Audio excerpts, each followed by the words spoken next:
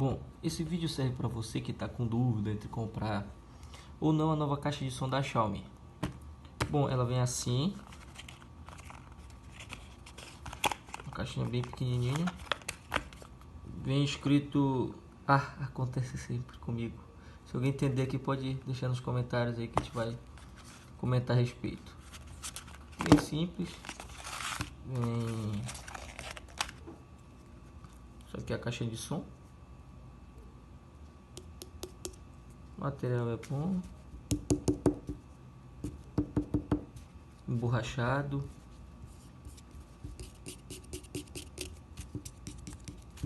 Parece ser de qualidade. Dentro da caixinha vem esse fiozinho aqui para amarrar a caixa, ficar segurando aqui. Colocar ele, deixa eu ver, bem aqui. Não vou colocar agora que estou com a mão, né? Vou fazer o teste para ver se essa caixa de som mesmo tem um som bom.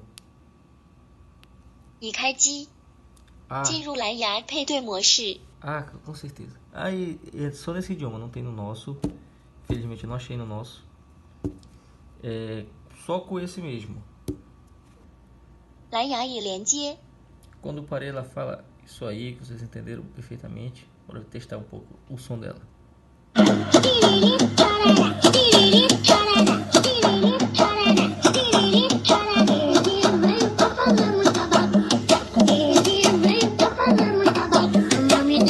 Me diz pra gente que ela tem tempo de uso de 4 horas, mas em alguns testes que eu fiz nela, ela teve a duração de 3 horas.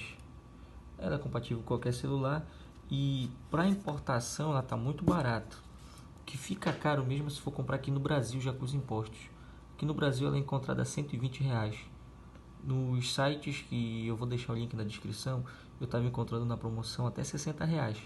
Não sei se ainda já acabou. Aí eu deixo aí, qualquer dúvida, só vocês falarem comigo.